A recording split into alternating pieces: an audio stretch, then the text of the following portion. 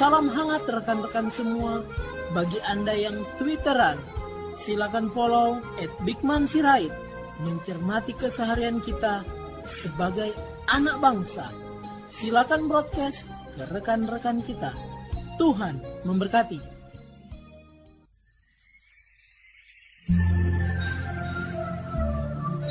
Salam sejahtera para pendengar yang terkasih. Selamat bertemu kembali dengan Yayasan Pelayanan Media Antioquia yang didirikan oleh Pendeta Bigman Sirait untuk melayani Tuhan Kepala Gereja melalui media.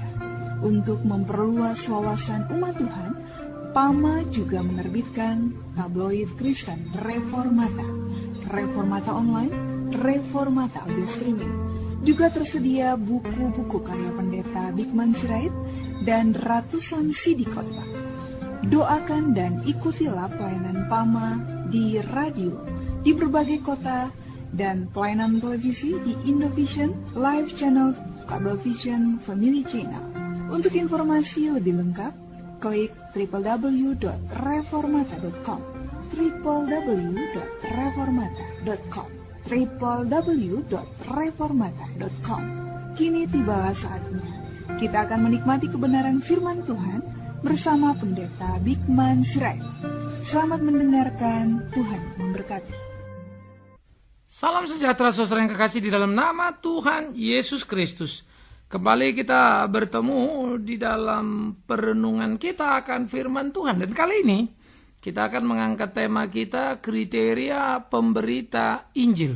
Nah saudara, apa sebetulnya yang menjadi gugatan terhadap orang yang layak disebut sebagai hamba Tuhan? Nah ini menarik saudaraku. Ada banyak tentunya hal-hal yang harus diperhatikan, tapi kita akan mengangkat dulu beberapa bagian. Yang pertama adalah seorang pemberita Injil atau seorang hamba Tuhan bukan Gehazi. Apa ini istilah bukan Gehazi? Saudara, bukan Gehazi adalah sebuah istilah yang sengaja saya angkat untuk mengatakan jangan sama dengan Gehazi yang jadi hamba uang. Nah, ini penting. Mari kita melihat peristiwa itu di dalam 2 Raja-Raja pasal 5, 15 dan 16. 2 Raja-Raja pasal 5, 15 dan 16. Demikian firman Tuhan, lalu 19 dan sampai 27. Kemudian kembalilah ia dengan seluruh pasukannya kepada abdi Allah itu. Setelah sampai, tampillah ia ke depan Elisa dan berkata, "Sekarang aku tahu bahwa di seluruh bumi tidak ada Allah kecuali di Israel. Karena itu terimalah kiranya suatu pemberian dari hambamu ini." Tetapi Elisa menjawab, "Demi Tuhan yang hidup, yang di hadapannya aku menjadi pelayan, sesungguhnya aku tidak akan menerima apa-apa, dan walaupun Naaman mendesaknya supaya menerima sesuatu, ia tetap menolak." Kemudian 19 sampai 27 saudara. Maka berkatalah Elisa kepadanya, "Pergilah dengan selamat." Setelah Naaman berjalan tidak berapa jauh daripadanya, berpikirlah Gehazi. Nah inilah Gehazi, bujang Elisa abdi Allah, "Sesungguhnya tuanku terlalu menyegani Naaman orang Aram ini dengan tidak menerima persembahan yang dibawanya demi Tuhan yang hidup. Sesungguhnya aku akan berlari mengejar dia dan akan menerima sesuatu daripadanya." Lalu Gehazi mengejar Naaman dari belakang. Ketika Naaman melihat ada orang berlari-lari mengejarnya, turunlah ia dengan segera dari atas kereta untuk mendapatkan dia dan berkata, "Selamat." Jawabnya, "Selamat. Tuanku Elisa menyuruh baru saja datang padaku 2 orang muda dari pegunungan Efraim, dari antara rombongan nabi. Baiklah, berikanlah kepada mereka setalenta perak dan 2 potong pakaian." Naaman berkata, "Silakan ambil 2 talenta. Naaman mendesak dia dan membungkus 2 talenta perak dalam 2 pundi-pundi dan 2 potong pakaian, lalu memberikannya kepada 2 bujangnya. Mereka ini mengangkut semuanya di depan Gehazi. Setelah mereka sampai ke bukit, disambutnya lah dari tangan mereka, disimpannya di rumah, dan disuruhnya kedua orang itu pergi. Maka pergilah mereka. Baru saja Gehazi masuk dan tampil ke depan tuannya, berkatalah Elisa kepadanya, "Dari mana Gehazi?" Jawabnya, "Hambamu ini tidak pergi kemana-mana." Tetapi kata Elisa kepadanya, "Bukankah hatiku ikut pergi ketika orang itu turun dari atas keretanya mendapatkan engkau? Maka sekarang engkau telah menerima perak dengan itu dapat memperoleh kebun zaitun, kebun anggur, kambing, domba, lembu, sapi, budak laki-laki dan budak perempuan.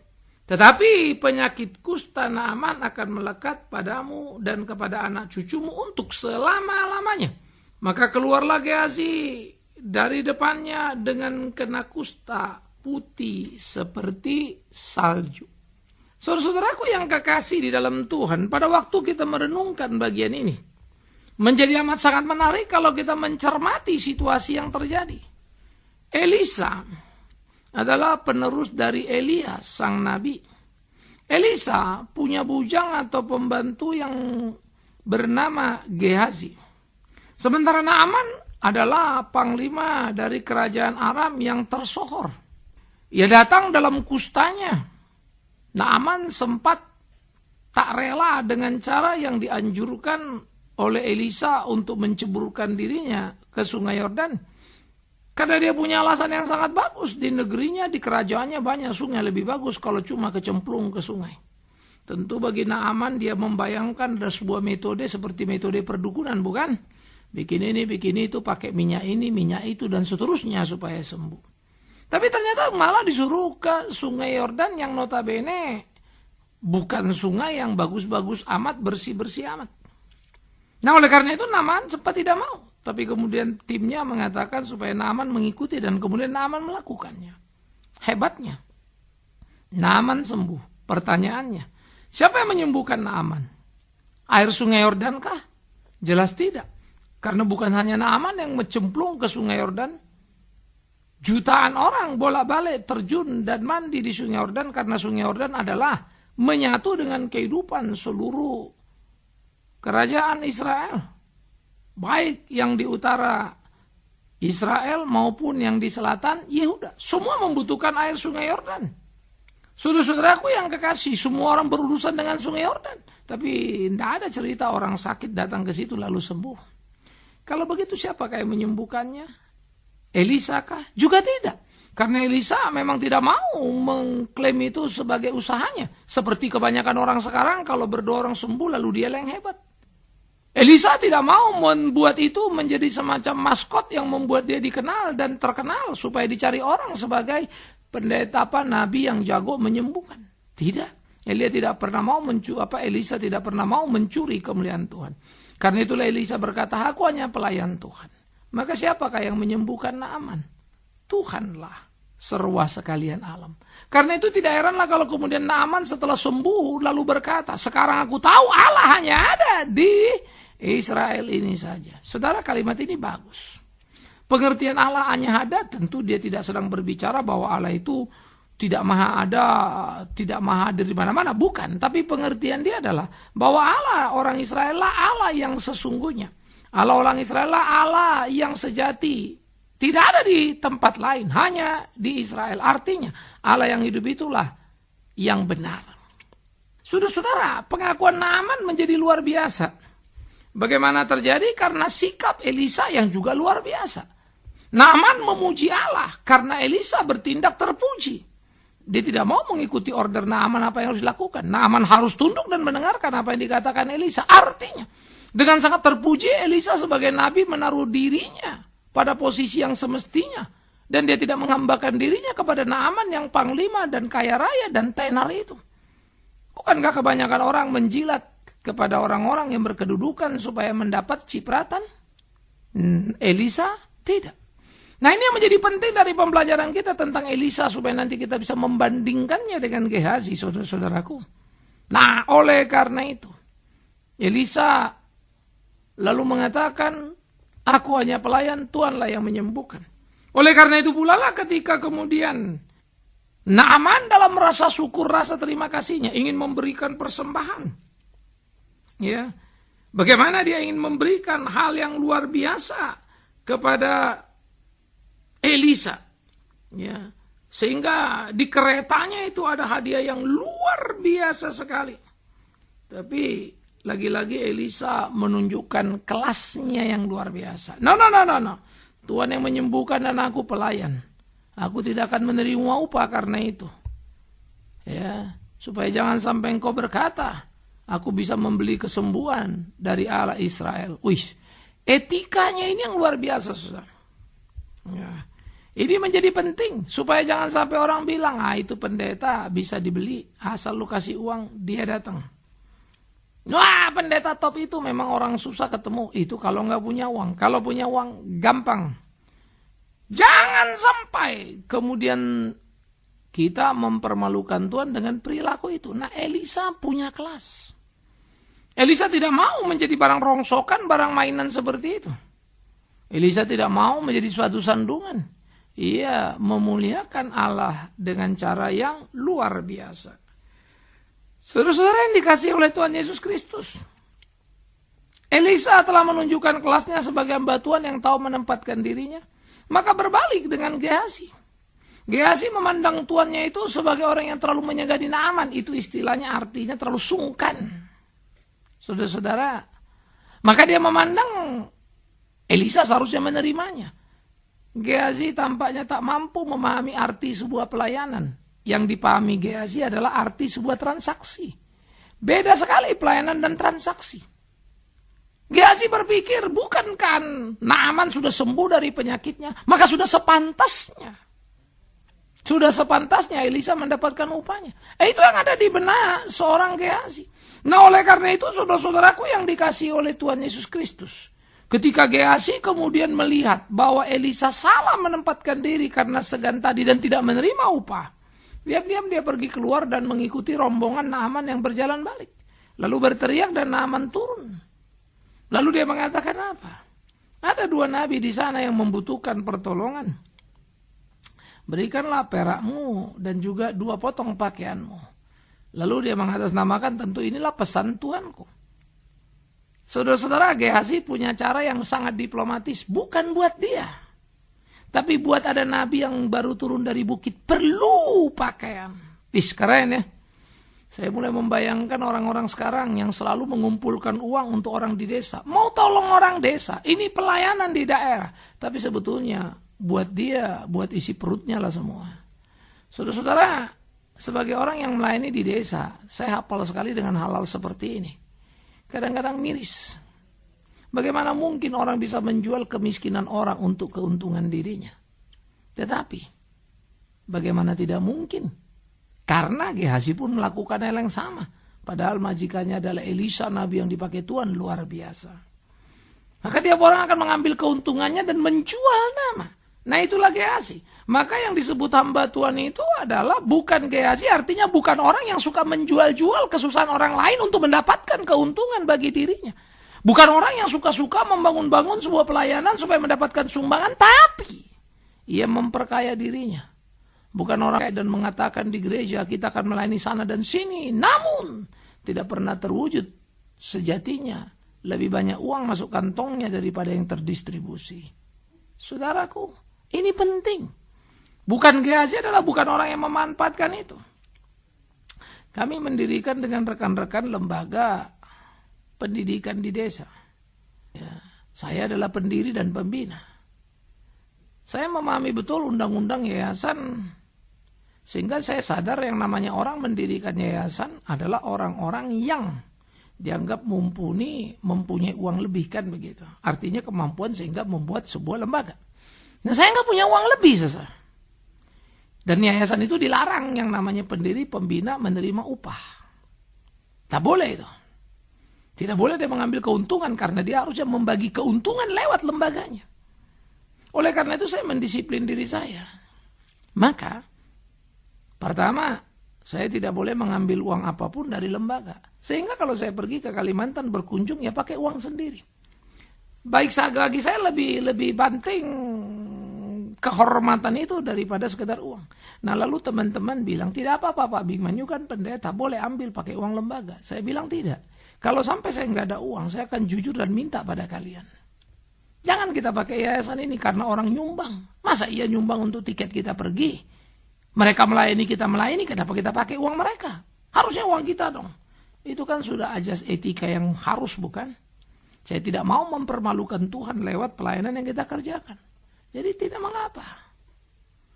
Lebih baik saya minta dari teman saya. Saudara-saudara, hal yang kedua, tentu saja saya tidak makan gaji dan tidak dapat fasilitas. Karena memang mendirikan ini untuk mendukung. Maka hal yang ketiga, apa sumbangsi saya selain mendirikan? Maka saya juga jadi donatur. Jadi uang keluar bukannya uang masuk.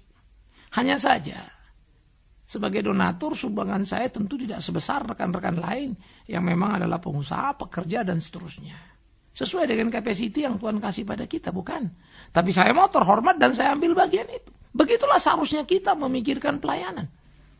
Ya, mungkin orang akan berkata, oh nanti bagaimana uang UPAU akan gak cukup ini itu. Saya tidak bisa menjawab itu secara teknis kecuali satu kesimpulan bahwa saya tidak pernah kekurangan. Ada saja cara Tuhan mencukupkan. Dan dicukupkannya dengan cara terhormat. Apakah kemudian Elisa menjadi miskin dan mati dalam kemiskinannya hanya karena tidak menerima persembahan Naaman? Tidak. Tuhan pelihara Elisa. Tuhan pelihara para nabinya, Tuhan pelihara para rasulnya. Oleh karena itu Gehazi dia belajar memelihara dirinya. Dia mengabaikan Tuhannya. Karena itulah Gehazi akal-akalan untuk mencari keuntungan dengan memperjualbelikan pelayanan dan mengatasnamakan ada nabi muda yang membutuhkannya. Saudara-saudara, bukan Gehazi adalah orang yang bukan memanfaatkan pelayanan atau apapun untuk mengambil keuntungan bagi dirinya sendiri. Aspek yang ketiga yang menjadi menarik, saudara-saudara. Bukan Gehazi adalah orang yang bukan berhitung dengan sebuah pelayanan. Artinya, saya doakan dia sembuh, ya saya mau duit dong. Ya, saya doakan dia begini, oh saya mau duit dong. Saya pikir kita perlu mengatur prinsip ya. Bagi saya atur diri saya pantang terima uang dari orang yang sakit kita doakan. Lah mendoakan orang sakit kan panggilan hidup kita sebagai orang Kristen, bukan? Mari kita lakukan itu. Tetapi saya memang menerima uang persembahan kasih kalau saya khotbah. Toh gak kurang. Dan itu pun saya akan lihat di mana saya khotbah. Kalau itu rated anak-anak muda, lalu ternyata mereka kurang biaya. Seringkali saya pun harus memberikan lagi persembahan kepada mereka. Karena mereka membutuhkan. Toh nanti Tuhan juga tolong saya. Anak-anak itu lebih perlu. Nah pola seperti ini harus kita pikirkan. Karena itulah semangat yang dikembangkan oleh seorang Elisa. Tuhanlah pemelihara kita, Tuhanlah yang mencukupkan kita. Karena itu kita tidak boleh berhitung-hitung dalam pelayanan itu sendiri. Gehazi adalah orang yang selalu berhitung dalam pelayanan. Dia berhitung untung rugi, dia berhitung biaya yang dikeluarkan, dan dia berusaha untuk mencari keuntungan dari apa yang dilakukannya. Maka Gehazi menjadi orang yang tidak cocok sebagai seorang pemberita Injil kebenaran itu. Karena sebetulnya Gehazi kalau kita pakai istilah bukan pendeta tapi pedagang.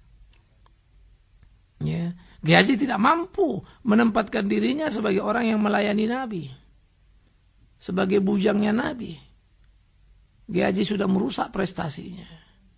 Dulu Elisa mengikut Elia. Sampai kemudian terjadi regenerasi karena Elisa menjaga dirinya, menjaga hatinya. Sehingga kemudian Elisa menggantikan Elia. Tapi ternyata Gehazi tak mampu dan tak sanggup untuk menggantikan Elisa karena perilakunya berbeda kualitasnya. Jadi saudara-saudaraku yang kekasih, ini menjadi bagian-bagian kengerian karena korupsi yang dilakukan oleh Gehazi atas nama pelayanan adalah korupsi dalam jumlah besar. Karena apa? Karena Elisa bilang, engkau bisa beli berapa banyak itu, sapi, lembu dan seterusnya. Engkau bisa punya budak dengan uang jumlah yang banyak yang diberikan oleh Naaman itu. Waduh, Naaman namanya raja panglima dari kerajaan top, ya banyaklah uangnya. Maka besarlah sumbangannya.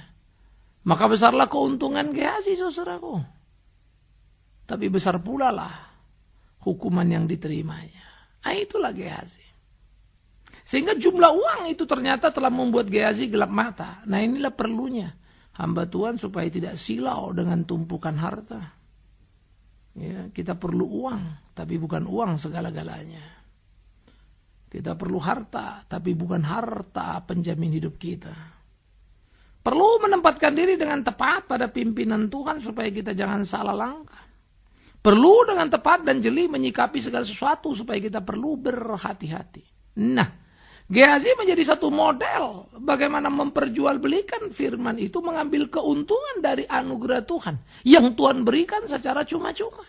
Gehazi telah berlaku seperti seorang dukun yang menyembuhkan orang dan mengambil keuntungan dari kesembuhan itu. Miris, tapi itu yang terjadi. Sehingga Gehazi kemudian dilihat oleh Elisa. Dan Elisa pun berkata, dari mana kau? Tidak dari mana-mana. Kepekaan Elisa dengan segera muncul ke permukaan, dan Elisa berkata, bagaimana engkau tidak dari mana-mana? Tidakkah ketika engkau pergi, tidakkah kau sadari aku, hatiku mengikutimu? Elisa tahu dalam kepekaannya. Elisa sadar apa yang dikerjakan oleh Gehazi. Gehazi sudah mengambil untung dan mengambil uang itu. Gehazi, uang yang kau ambil itu, uang yang kau terima dari Naaman itu, tentu saja Elisa tahu jumlah itu besar. Dapat sedikit saja pun sudah luar biasa. Maka ketahuilah Gehazi, terimalah itu dan dapatkanlah lembu dan dapatkanlah apa yang kau inginkan dan budak-budakmu. Tapi kau dapatkan juga lah kusta Naaman pada dirimu. Sehingga Gehazi kemudian kena kusta, saudara-saudaraku. Dengan segera kita bisa melihat bagaimana Gehazi dihukum Tuhan, bukan? Nah, persoalan muncul.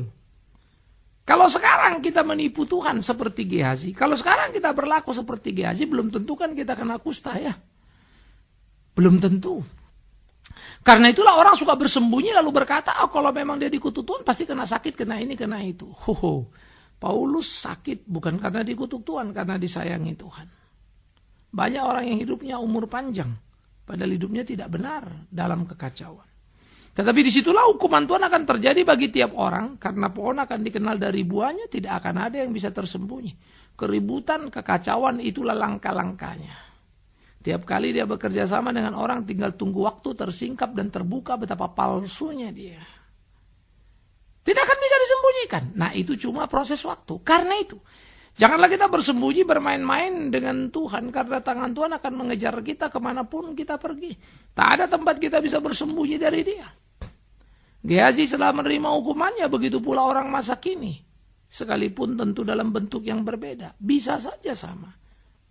Tapi bisa jadi yang dihukum justru bagaimana rumah tangganya kacau dengan uang haram yang dibawanya. Bagaimana kekacauan ada dalam kesehariannya. Kacau sana, kacau sini, dan tidak berjalan baik kehidupannya. Karena uang haram yang dibawanya. Mereka tidak akan pernah bisa lari kemanapun. Ya, karena Tuhan akan terus mengikut mereka. Tuhan akan mengawasi mereka. Ya, Tuhan akan menghukum mereka. Ingat, tangan Tuhan tidak kurang pendek untuk menjangkau siapapun yang coba melarikan diri daripadanya. Karena itulah, seorang hamba Tuhan harus betul-betul menjaga dirinya. Begitulah kita menjaga diri kita. Tak menjadi hamba uang, tapi hambanya Tuhan. Tak menjual belikan pelayanan hanya untuk keuntungan diri. Tapi sungguh dalam ketulusan kejujuran, karena Tuhan pasti perhatikan. Diperlukan hati nurani yang tulus dalam melayani. Bukan yang bulus. Jangan takut, tak akan kita kelaparan. Tuhan akan menolong memimpin kita. Karena itu jangan pernah menjadi penjajah firman. Jangan pernah mengambil keuntungan dari doa karena orang disembuhkan. Saya bersyukur kepada Tuhan, banyak yang kita doakan sembuh. Tetapi demi Tuhan yang hidup, saya sadar sepenuhnya. Ya, aku dipanggil bukan untuk cerita ada yang kudoakan sembuh, ada yang ini dan itu dan seterusnya. No. Aku dipanggil Tuhan untuk memberitakan Injilnya. Maka itulah yang aku lakukan dengan setia. Kadang tergoda juga untuk cerita tentang hal-hal yang luar biasa itu, supaya nama kita hebat. Karena itu memang tak mudah untuk menjaga kemurnian batin. Karena itulah kita perlu saling mendoakan. Dan jemaat kiranya memberi perhatian yang serius untuk mengenali mana yang asli, mana yang palsu.